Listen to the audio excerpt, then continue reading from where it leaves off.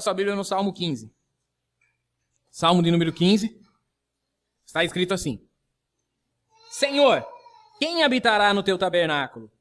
Quem morará no teu santo monte?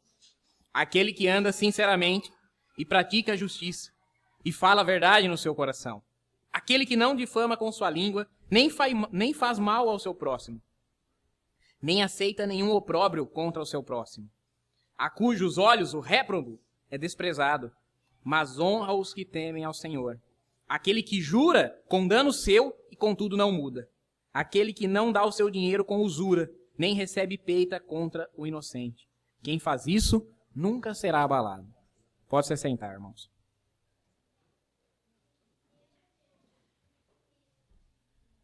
Esse salmo é um salmo que começa com uma pergunta. Senhor, quem habitará no teu tabernáculo? Quem morará no teu santo monte? Essa pergunta, irmãos, poderia ser parafraseada por nós como: Senhor, quem morará no céu contigo? Esse tabernáculo não é o tabernáculo onde Deus era adorado. Esse monte não era um monte Siló onde o tabernáculo ficava instalado. Davi diz: quem habitará no teu tabernáculo?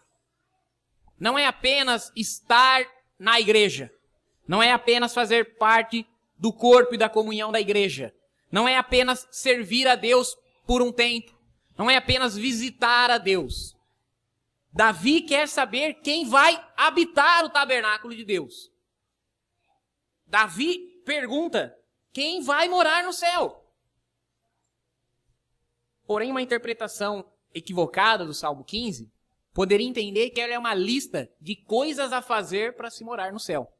Ou uma lista de deveres a cumprir para se ter a vida eterna. Porém, como nós sabemos que a salvação é gratuita, Efésios 2, 8 e 9 diz: pela graça sois salvos, mediante a fé, isso não vem de vocês, é um dom de Deus, não vem das obras para que ninguém se glorie. Então nós sabemos que o Salmo 15 não pode ser uma lista de coisas para fazer para ser salvo. Se o Salmo 15 não é uma lista do que fazer para ser salvo, ele é o quê? Ele é uma lista das evidências que se manifestam na vida do salvo. Aquele que foi salvo pela graça, que foi salvo pela fé, aquele que foi salvo gratuitamente pelo dom de Deus, mas que dali por diante não pode viver uma vida como vivia antes. Dali por diante não pode continuar sendo a mesma pessoa. Dali por diante experimentará uma transformação na sua vida que resultará em mudança, que resultará em aperfeiçoamento, que resultará em santidade, que resultará em fidelidade. Por isso, o Salmo 15 fala da fidelidade do salvo. Eu fui salvo pela graça, fui salvo pela obra que Cristo executou, e agora, essa transformação na minha vida fará com que eu seja uma pessoa como descrita no Salmo 15. Senhor, o que eu preciso ver na vida do salvo para saber que ele é um salvo? Então, a resposta se inicia: aquele que anda sinceramente. Andar sinceramente, irmãos, não é aquela pessoa, talvez você já deva ter ouvido alguma coisa parecida assim, tipo assim: eu fiz tal coisa, mas eu sou sincero, sabe? Não faço por mal. É o meu jeitão. Não é isso, hein? Não é justificativa para poder errar. Eu sou humano. Errar é humano. Eu sou imperfeito. Eu não vou acertar todas as vezes. Então, os sermos humanos, os sermos limitados, os sermos imperfeitos, não é justificativa para que nós possamos cometer sempre os mesmos erros. Porque nós somos desafiados no Evangelho a sermos santos, a sermos perfeitos, a sermos irrepreensíveis. Nós temos que ser perfeitos. Jesus disse com essas palavras: sejam perfeitos porque é perfeito o vosso Pai que está no céu. Alguém aqui é perfeito? Mas temos que estar todos nos esforçando para nos aperfeiçoar. Hoje melhor do que ontem. Amanhã melhor do que hoje. E cada dia mais próximo do padrão de Deus. Então, aquele que anda sinceramente é o pecador confesso. É aquele que reconhece o seu erro, que aponta o seu defeito. Aquele que confessa o seu pecado. Mas não apenas diz assim, tudo bem, eu menti, tudo bem, eu errei, tudo bem. Não, é aquele que confessa o seu pecado e muda de atitude com relação a ele. Um exemplo claro para nós, Zaqueu. Ele era um publicano, cobrador de impostos. Porém, quando Jesus entra na casa dele, ele se levanta voluntariamente, espontaneamente e diz, Senhor, se eu tenho defraudado alguém em alguma coisa, eu restituirei quadruplicado. Aí Jesus diz, hoje a salvação entrou nessa casa, porque esse também é um filho de Abraão.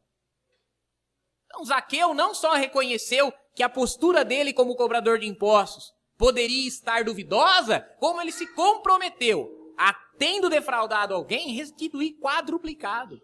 Se ele tomou R$100 de alguém de forma indevida, ele se comprometeu a devolver 400. É algo que nem a lei dos judeus obrigava. A lei dos judeus dizia assim, se alguém roubar alguma coisa, terá que restituir sobre o roubado ainda a quinta parte. Ou seja, terá que restituir ainda 20%. Se eu tivesse roubado R$100 e ficasse comprovado, eu precisaria devolver 120. R$100 não seria suficiente. Como se fosse uma multa sobre a minha infração. Se os políticos lá em Brasília fossem judeus, estaríamos felizes uma hora dessa, né? Do petrolão, do mensalão e coisa e tal. Mas não é o que acontece.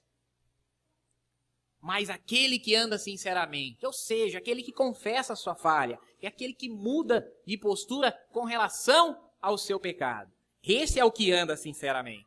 Você tem andado sinceramente, irmãos? Como andar sinceramente? Como saber que você tem errado? Como saber que você tem pecado? Você precisa conhecer o que é certo para saber que você tem errado. E é justamente a segunda evidência. Aquele que anda sinceramente e pratica a justiça. Pratica a justiça, em outras palavras, obedece à Bíblia. Porque a palavra de Deus é justa, é reta. Ela é o nosso padrão de justiça. Ela é o nosso padrão de santidade. Dizer que eu pratico a justiça significa dizer que eu pratico a palavra de Deus. A justiça, de forma prática, fazer boas ações, boas obras, mas também crer em Deus, para que isso me seja imputado como justiça. Crer na Bíblia. Irmãos, ser um cristão não é só uma questão de educação moral, de se tornar uma pessoa melhor. Não. Ser cristão é uma certeza íntima de que Deus, o Deus vivo, revelou-se na sua palavra. É crer que esse livro contém toda a verdade de Deus e não há erro algum nele, que ele é suficiente para me conduzir na justiça. Um cristão verdadeiro, um crente fiel, não pode pensar que há algum erro da parte de Deus na Escritura. Que ela possa te levar a cometer algum tropeço. A Bíblia é a definitiva, a verdadeira, a inerrante palavra de Deus. Por isso ela é a justiça. Praticar a justiça é o mesmo que dizer obedecer a palavra. Eu ando sinceramente, eu reconheço o meu pecado, eu confesso, eu mudo de postura com relação ao meu pecado e pratico a justiça. Não adianta dizer o que está errado, precisa dizer o que está errado e fazer o que está certo, então. E mais, fala a verdade no seu coração. Fala a verdade no seu coração. Compara isso com aquilo que Davi disse a respeito da palavra de Deus. A tua palavra escondi no meu coração para não pecar contra ti. Então, se eu quero andar sinceramente, reconhecer os meus erros, confessar o meu pecado, mudar a minha postura com relação a ele, praticar a justiça, eu preciso ter o meu coração guardado na palavra de Deus. Isso é falar a verdade no seu coração. Jesus disse que do coração procedem os maus pensamentos. E daí, os homicídios, as mentiras, os furtos, os adultérios, as blasfêmias. Então, o meu coração, a minha natureza, deve estar guardada na palavra de Deus, para que dali não surjam maus pensamentos que não resultem em pecados consumados. é importante que eu tenha a palavra de Deus no meu coração. Em outras palavras, de uma forma prática, é importante que eu tenha a palavra de Deus na ponta da língua, na ponta da mente. Sabe por quê? Porque no dia em que eu precisar pô-la em prática, eu não preciso contar com a minha memória. Porque eu tenho uma promessa preciosíssima de Jesus, de que o Espírito Santo, que foi enviado da parte de Deus por nós, nos lembrará todas as coisas que nós aprendemos de Jesus. Então eu ando sinceramente, pratico a justiça e falo a verdade no coração. É a minha postura com relação a Deus e com relação à sua palavra. É como eu me porto diante de Deus e diante do seu mandamento. Os 10 mandamentos, irmãos, eles são mandamentos, leis, regras de relacionamento. Primeiramente com relação a Deus. Depois, um mandamento de transição com relação a si mesmo. E 6 mandamentos com relação ao próximo, às pessoas ao redor. Então, os 10 mandamentos, se eu não vou errar aqui, que eu não esbocei eles, mas vamos lá. Amar a Deus, não ter deuses diante dele, não fazer para si imagens de escultura,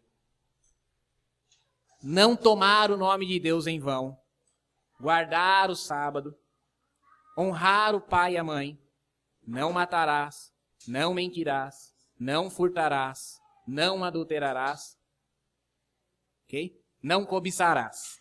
Isso. Então, irmãos, eu tenho 3 mandamentos com relação a Deus. Não ter outros deuses diante dele. Amar somente ao Senhor, exclusividade.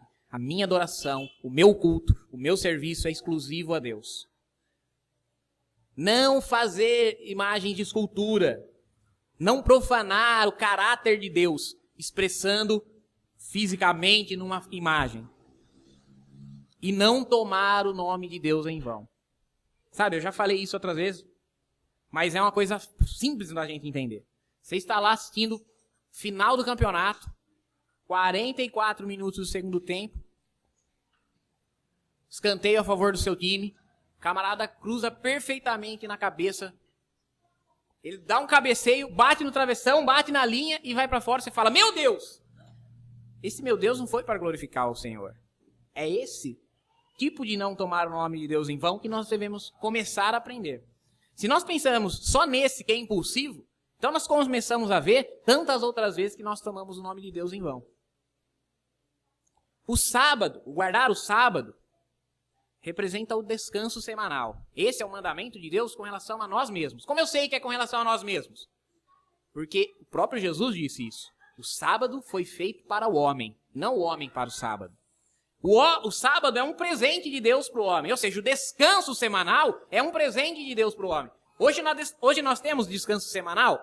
Hoje nós temos. Inclusive a lei brasileira exige que haja um descanso semanal e que ele seja preferencialmente dado no domingo. Isso aí está lá na consolidação das leis trabalhistas.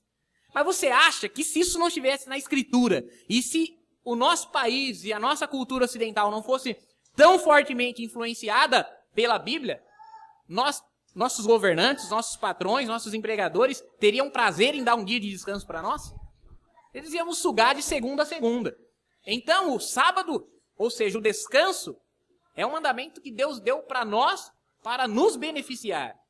Para nós que somos empregados, é uma dádiva. Mas para os empregadores, é para que ele exerça misericórdia sobre os seus empregados. No sábado judeu, até o gado descansava. Se fosse possível, até o rio descansaria. Até o poço descansava, porque eu não podia retirar água do poço no sábado. Então, Deus queria que tudo descansasse. A terra descansasse, os animais descansassem, os empregados descansassem, os empregadores dessem descanso às coisas. E depois nós temos os outros mandamentos que são com relação ao meu próximo. O primeiro mandamento, do 6º em diante, é o primeiro mandamento com promessa. Honra o teu pai e a tua mãe para que você viva bastante dias.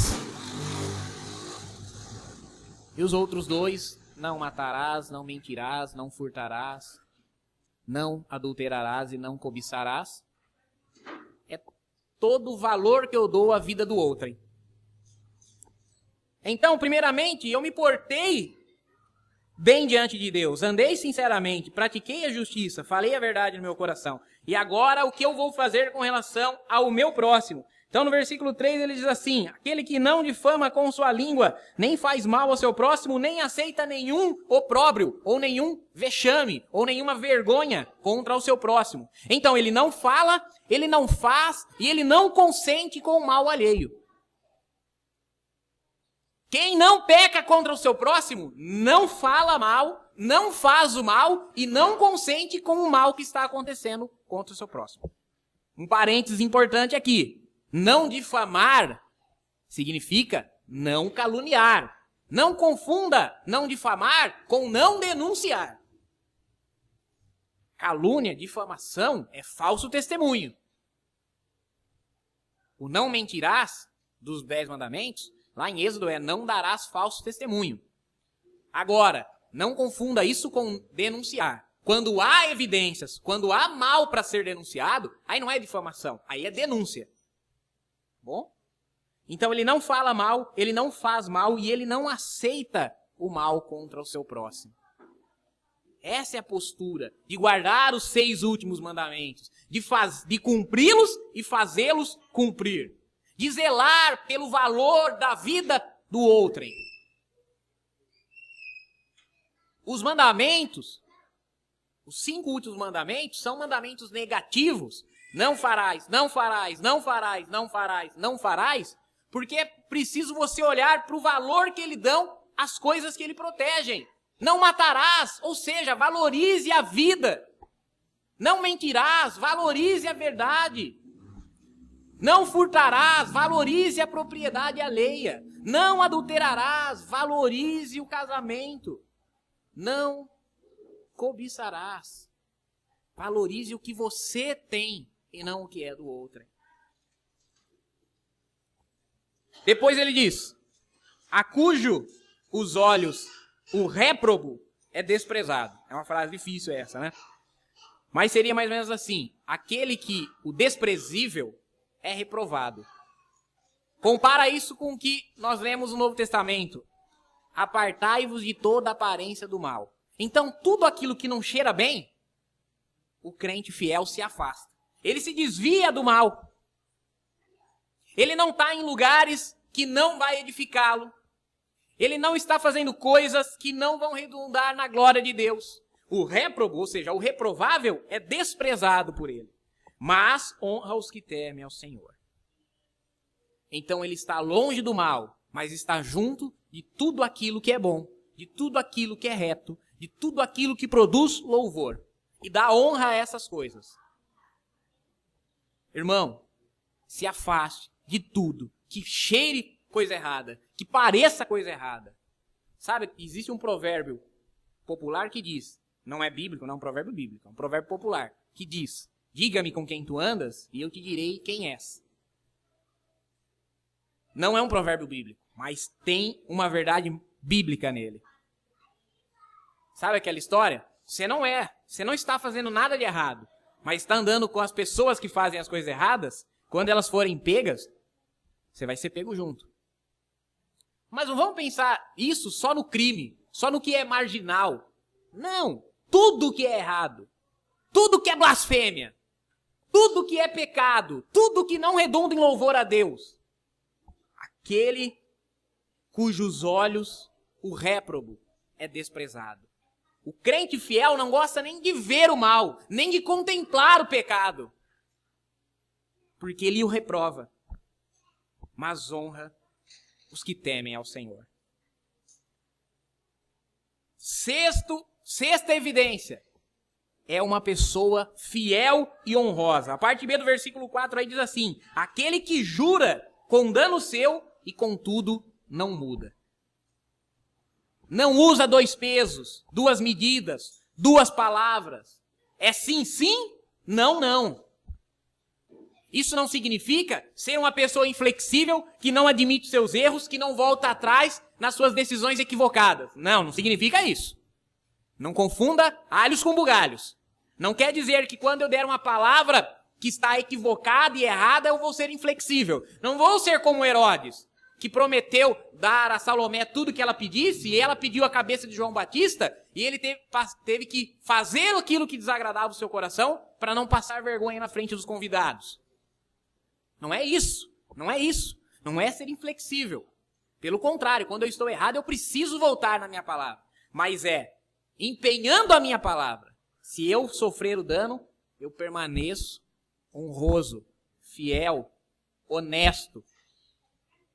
Palavra dada, irmãos, é palavra empenhada. Homem não precisa assinar papel. Não precisa estar na frente de um tabelião. No Antigo Testamento, quando alguém tinha um acordo para firmar, eles trocavam um pé de sapato. Então, vamos supor, o Denis tem aquele sapato meio abotinado. E eu estou com esses sapatênis aqui. E nós vamos trocar de carro. Então eu pegava, dava um pé do meu sapato para ele e um pé do sapato dele para mim. Então se eu tivesse um par de sapatos desparcerado e o Denis tivesse o outro par desparcerado, nós tínhamos um acordo entre eu e ele. E isso fazia todo mundo saber. Se ele desse sumiço no par dele, eu tinha o meu aqui para provar. Era assim que eles faziam no Antigo Testamento. Mas quem empenha a sua palavra não precisa de um par de sapatos, não precisa de um contrato, não precisa de uma assinatura. O mundo exige isso. Porque nem todo mundo lá fora é digno da nossa confiança e nem confiável. Mas nós não precisaríamos. A nossa palavra tem que ser suficiente. E por fim ele disse, aquele que não dá o seu dinheiro com usura, nem recebe propina contra o inocente. A sétima evidência daqueles que vão morar no céu é que eles não são egoístas. Eles não desejam enriquecer a qualquer custo. Eles não dão o dinheiro com juros. Nem emprestam esperando receber em troca. E nem aceitam propina. Nem são comprados. Compara isso com Mateus 5, 42 e Mateus capítulo 6. Para nós encerrarmos, Jesus diz assim, dá a quem te pedir, e não te desvies daquele que quiseres tomar emprestado. Vou dizer mais uma vez, Mateus 5, 42. Dá a quem te pedir, e não te desvies daquele que quiser tomar emprestado. Lá no versículo 6 ele começa dizendo, guardai-vos de fazer as vossas esmolas diante dos homens, para serem vistos por aqueles. Aliás, não tendes galardão junto ao vosso Pai que está no céu. Quando, pois, deres esmola, não faça tocar trombeta diante de ti como fazem os hipócritas, nas sinagogas e nas ruas, para serem glorificados pelos homens. Em verdade vos digo que já receberam a sua recompensa. Mas tu, quando deres esmola, não saiba a tua mão esquerda o que faz a direita, para que a tua esmola seja dada em secreto, e teu Pai que vem em secreto, ele mesmo te recompensará publicamente. Então, irmão, sabe, é uma coisa interessante. Não sei, talvez seja uma necessidade de ter credibilidade. Mas você vê, nas redes sociais, as igrejas vão fazer um sopão e bate foto e posta lá. Vão fazer uma boa ação, entregar um não sei o que num asilo, bate foto. Então está desfazendo o que Jesus mandou fazer. É diferente de uma prestação de contas particular, interna para a igreja. Olha, a igreja, nós recebemos um determinado valor e nós aplicamos isso em prol da ajuda de uma família, em prol da ajuda mas aqui, entre nós, porque nós estamos fazendo em conjunto. Agora, aquilo que eu faço de forma particular, eu não posso fazer tocar trombeta diante de mim, não posso acender um holofote diante da minha boa ação, não pode a minha mão esquerda saber o que faz a direita. Se eu fizer saber a minha boa ação, eu não tenho recompensa de Deus. Porque o elogio, o louvor que eu receberei dos homens já é a recompensa. Agora, quando eu faço em secreto, Deus que vem em secreto me recompensa publicamente. Então não dá o seu dinheiro com juros, não recebe propina contra o inocente. Quem faz isso nunca será abalado. Davi fez uma pergunta, quem vai morar no céu? Quem anda sinceramente, quem pratica a justiça, quem fala a verdade em seu coração. Quem não fala, não faz e não consente com o mal alheio. Aquele que se desvia do mal, mas honra quem faz o bem. Aquele que empenha a sua palavra e não retrocede na sua decisão. Aquele que não é egoísta, não dá com juros, não recebe propina. E ele encerra com uma promessa. Quem faz isso, nunca será abalado. Nunca será abalado. O crente fiel, passará por muitas provações, terá muitas aflições, mas a sua fidelidade não será comprometida. Nós temos do apóstolo Paulo grande testemunho. Ele chega no final da sua vida e diz assim: por muitas vezes passei fome, passei frio, passei por privações, fui perseguido, apedrejado, açoitado, sofri naufrágios, prisões, aflições, mas em tudo isso o Senhor foi fiel. A fé de Paulo não foi abalada pelos percalços que ele sofreu. Se nós nos portarmos como nos garante o Salmo 15, nós também sofreremos provações. Nós também teremos dias difíceis. Também passaremos por más notícias. Também teremos dias aflitos. Mas não seremos abalados. Nem a nossa fé, nem a nossa confiança, nem a nossa fidelidade. Irmão, releia o Salmo 15 na sua casa. Veja se você tem cumprido com essas determinações. E se você tem cumprido, não é para que você seja um salvo. Isso é uma evidência de que você é um salvo. Isso é para que você não seja abalado, para que você esteja firme, seguro, confiante no Senhor. Vamos orar agradecendo a Deus, depois nós vamos orar pelo irmão Dene e pela irmã Salete. Amém?